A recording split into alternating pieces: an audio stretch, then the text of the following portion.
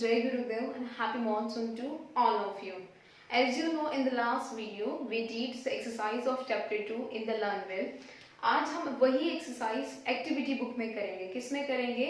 Activity book में. So everyone take out your activity book. Activity sheet है आपकी 2, page number 8 निकालना है आपको. कौन सा निकालना है? Page number 8. Activity sheet 2. Fine, you all are can check out. So it's easy for you understand. Fine. So take out your activity book, page number 8. Let's start the first exercise. As you know, I already written the exercise on the board, so you can more easy to understand. Fine. Here it's write down. See, आपको ना reading सीखना है, तो make sure be careful while I'm speaking something. मैं जब कुछ read कर रही हूँ, make sure आप अपनी fingers रखें ताकि आपको पता चले कि इस वर्ड को एक्चुअल में क्या कहते हैं. फाइन. जितना सुनोगे, जितना कैचअप करोगे, उतना आपके लिए बहुत इजी होगा समझने के लिए. फाइन. सो मैं पहले हेडिंग रीड कर रही हूँ कि क्या है. Fine. So put your fingers with me. Complete the blanks with the should और शुड नॉट. आपको जो ये ब्लैंक्स दिए हैं, जो डैश दिया है, उसको कंप्लीट करना है. किससे? शुड और शुडंट मतलब कि शुड नॉट से. शुड मतलब चाहिए और शुड नॉट मतलब नहीं चाहिए. सो लेट्स सी कि कहाँ हम शुड लिखेंगे और कहाँ पे हम शुडंट लिखेंगे, यानी कि शुड नॉट लिखेंगे. Let's see the first one. We dash learn bad habits. We dash learn bad habits. Learn bad habits मतलब कि हमें बैड हैबिट सीखनी चाहिए. यस और नो? नो.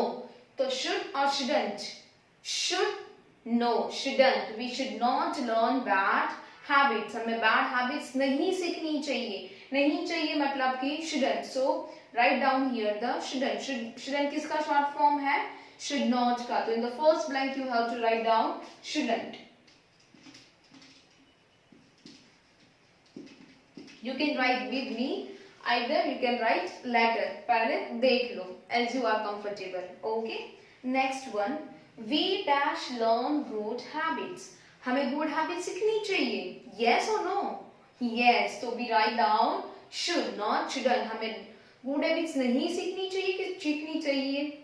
सीखनी चाहिए. तो we should learn good habits. तो write down in the second one should. We should learn good habits. Clear?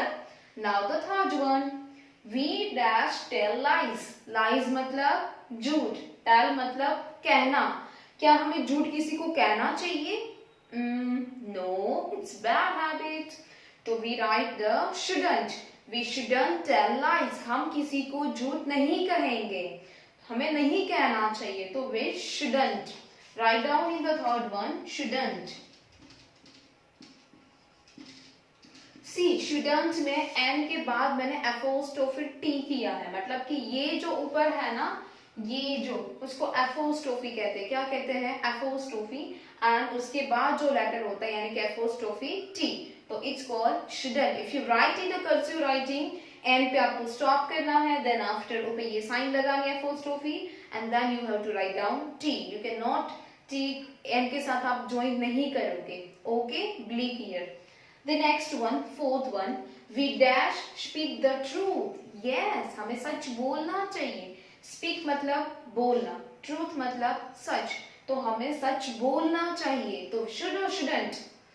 Yes, should. We should speak the truth. You write down here should. Next one, we dash respect our teachers. हमें अपने teachers की respect करनी चाहिए. As you know, yes, we should ever respect our teacher. So we write down again should. We should respect our teachers. हमें अपने teachers की respect करनी चाहिए. The next one, we dash fight with others. हमें दूसरों के साथ fight करनी चाहिए. मैं आपके साथ fight करूँ? अच्छा, आप अपने friends के साथ fight करोगे? It's good. No, we should not fight with others. हमें किसी के साथ भी fight करना नहीं चाहिए. It's bad habits. Or we never learn bad habits. Fine. The last one.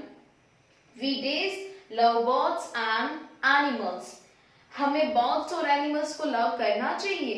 Yes, they also are the living things. तो हमें उसको love करना चाहिए, उसकी care करनी चाहिए. Okay. So write down the should. We should love birds and animals. Clear? तो this exercise is done. Should or shouldn't मतलब कि should मतलब चाहिए और should not मतलब कि नहीं चाहिए. So here it's complete. Now go on the next page. Till then you can complete. Okay. Okay. Now exercise number page number 9 पे जो second exercise है हमारी, let's do. उसका हेडिंग रीड करती हूँ. Match the words to match the sentence. यहाँ पे आपको मैचिंग करना है. कौन से सेंटेंस के साथ क्या मैच होगा, we have to match it and then after आपको स्पेस दी है, लाइन दी है. Here we have to write the sentences जो हमने जिसके साथ मैच किए हैं. Fine. So let's see first one. Wash, कुछ भी वॉश करना. फाइन. अब वॉश हम क्या कर सकते हैं. योर टीथ, हम टीथ को वॉश करते हैं. Your shoes, shoes को wash. Your hands, your parents और your homework. हम homework को wash करेंगे नहीं, हम अपने क्या करेंगे, hands को wash करेंगे. Wash your hand. तो write down here. पहला match कर दीजिए. Wash your hand. Then after the first one sentence we have to write it down. Wash your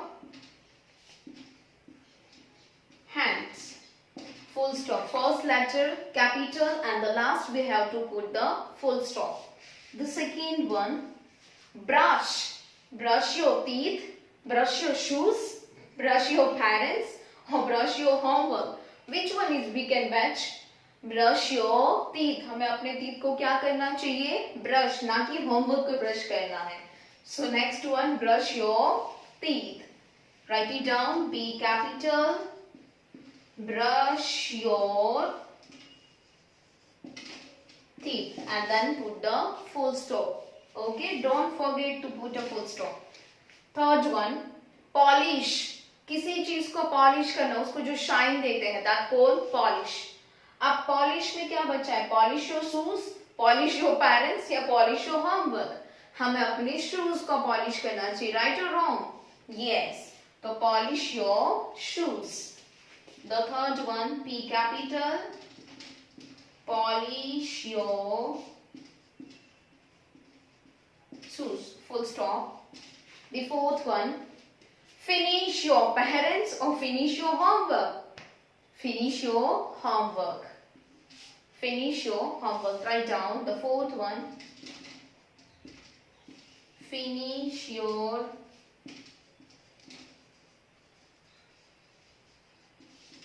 homework. The fifth one, last one, respect your parents. जो हमारा last one बचा है, match it and write down. Respect your parents. मतलब कि हमें अपने parents की respect करनी चाहिए. Clear? This matching is also done. On the next, उसी पेज में आपको और एक exercise दी है. You can see here. Right two sentences about yourself. आपको अपने बारे में 2 सेंटेंस लिखने हैं. मीन्स आप क्या करते हो और क्या नहीं करते हो. जैसे कि आपको फर्स्ट वन दिया है, आई ऑलवेज. आप हमेशा क्या करते हो, दिन में बहुत कुछ करते हो. I always pray to God, I always eat healthy food, I always wash my hands before eating.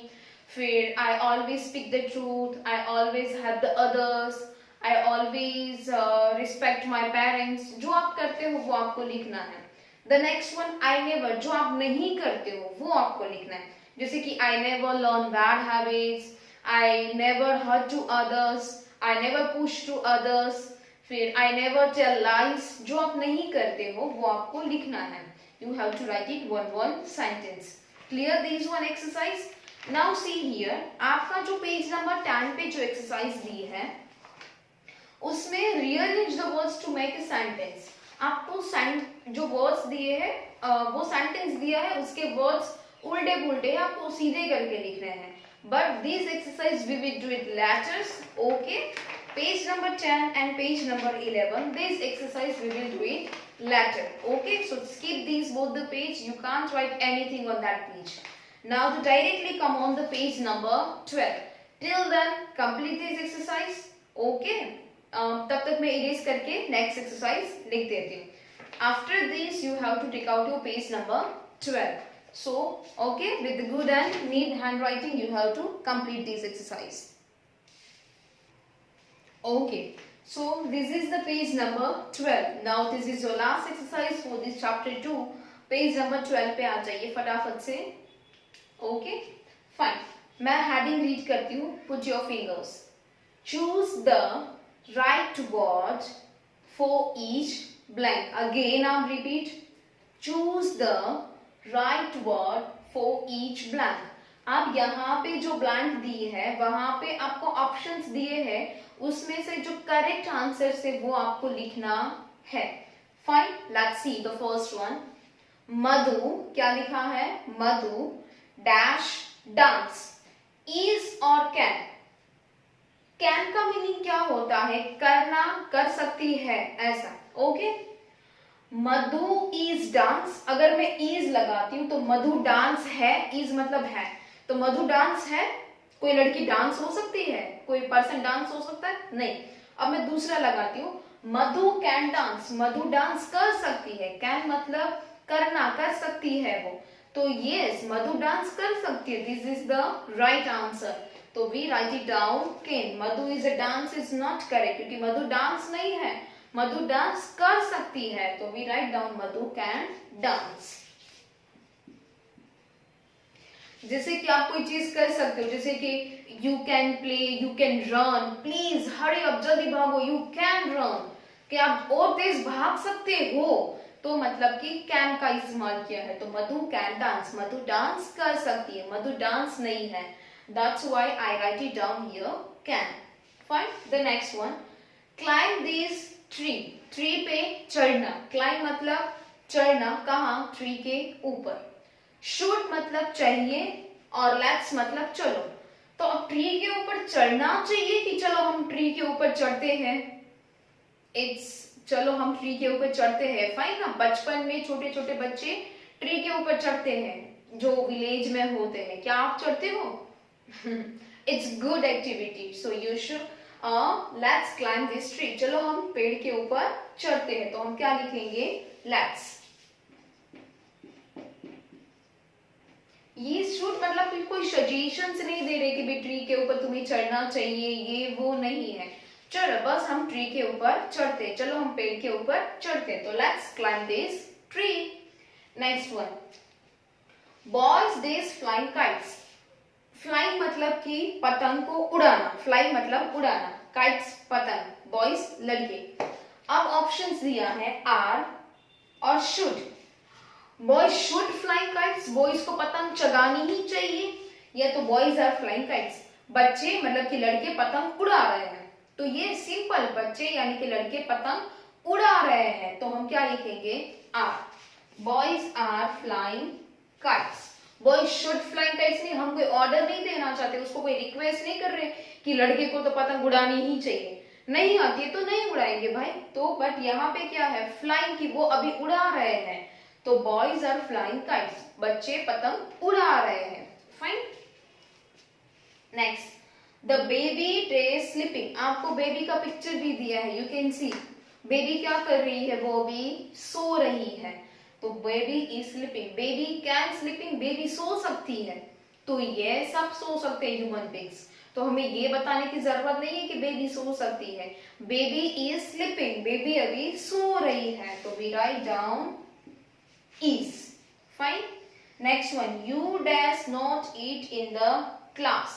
You are not eating the class. तुम्हें क्लास में नहीं खाना है, या तो तुम्हें क्लास में नहीं खाना चाहिए. This is the suggestions. या तो हम रिक्वेस्ट करते हैं, आपको बताते हैं कि you should not eat in the class. हमें क्लास में खाना नहीं चाहिए. तो we write down should.